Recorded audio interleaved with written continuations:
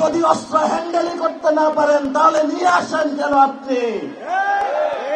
আমি বাবর ভাইকে সম্মান করি, তারা নির্যাতিত নেতা, কিন্তু আপনার ওই কাজ আমি সমর্থন করি না। কারণ আপনার এই কাজের কারণে বিএনপি ক্ষমতায় আসতে পারে নাই। হাসিনার মতন একজন খুনি ফ্যাসিস্ট ক্ষমতায় এসেছিল। গত 15 বছরে যারা বিএনপির নেতা কর্মী নির্যাতিত হয়েছিল, আমার ভাইদের উপর রক্ত চালিয়েছিল, গুলি চালিয়েছিল, এর জন্য ইতিহাসের কাঠ গড়ায় আপনিও দায়ী থাকবেন। এই জন্য আমরা পাওয়ার ব্যালেন্সের চেক করার জন্য পিআর পদ্ধতিতে উচ্চ কক্ষের নির্বাচন চেয়েছি। কিন্তু যারা ফ্যাসিস্ট ক্ষমতার কাঠামোতে থাকতে চায়, তারা এই বিষয়ে জনগণকে ধোঁকা দেওয়ার চেষ্টা করছে। রাজপথে ঐক্যবদ্ধ থাকবেন। বাংলাদেশের মানুষ নতুন সংবিধান সংস্কার এবং শেখ হাসিনার বিচারের টিকিট নিয়েই ঘরে ফিরবে ইনশাআল্লাহ। আমরা সকল দল, বিএনপি জামায়াত থেকে শুরু করে যারা বিভিন্ন সময় কোনো দল করে নাই, রাতের আধারে খাট থেকে বাংলাদেশের খুনি বাহিনী তাদেরকে নিয়ে গিয়েছিল, জেলে ভরেছিল, লাশ সাগরে ভাসিয়ে দিয়েছিল। আমরা তাদের বাংলার মাটিতে বিচার করব ইনশাআল্লাহ।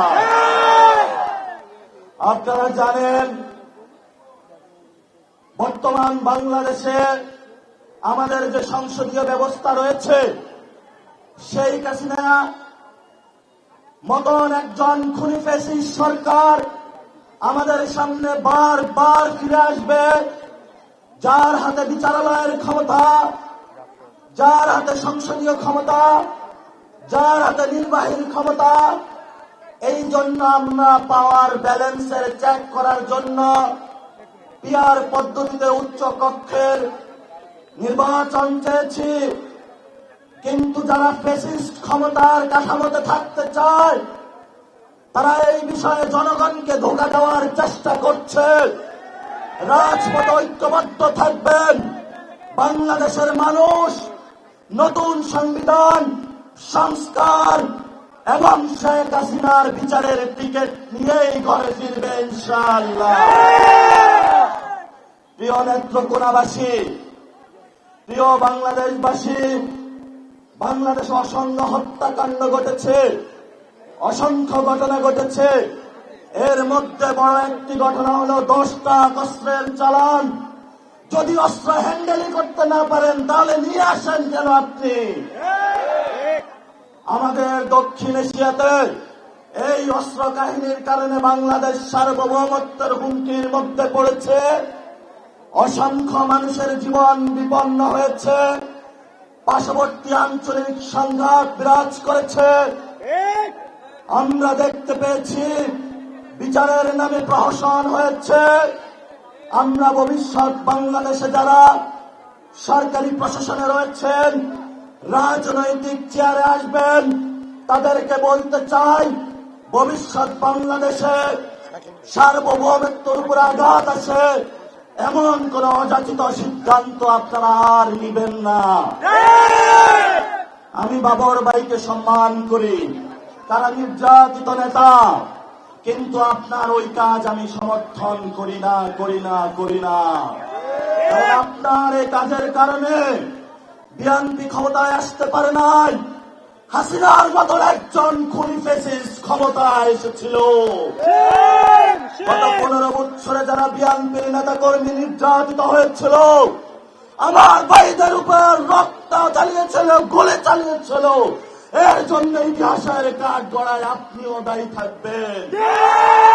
আমরা শান্তি চাই, আমরা অশান্তি চাই না। বাংলাদেশে যদি কোনো ব্যবস্থা না হয়, সেই ব্যবস্থা সঠিক নিয়মে নিতে হবে।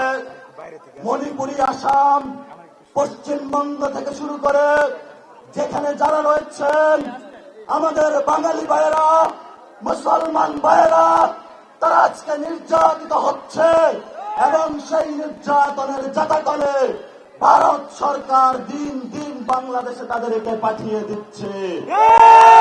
এই সংঘাতের পিছনে আপনি দায়ী।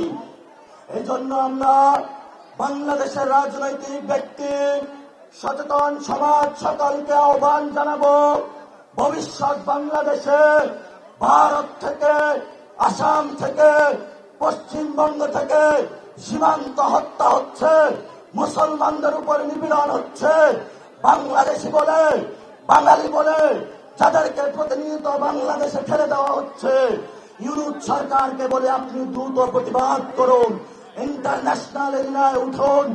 আপনি যদি এই প্রতিবাদ লিপি না পাঠাতে পারেন, আপনার লেজিটিমেসি বাংলাদেশের মুসলমান, বাংলাদেশি বাঙালিদেরকে ব্যর্থতার দায় হিসাবে নিরাপত্তার জন্য আপনাকে ইতিহাসের কাঠগড়ায় দাঁড়াতে হবে।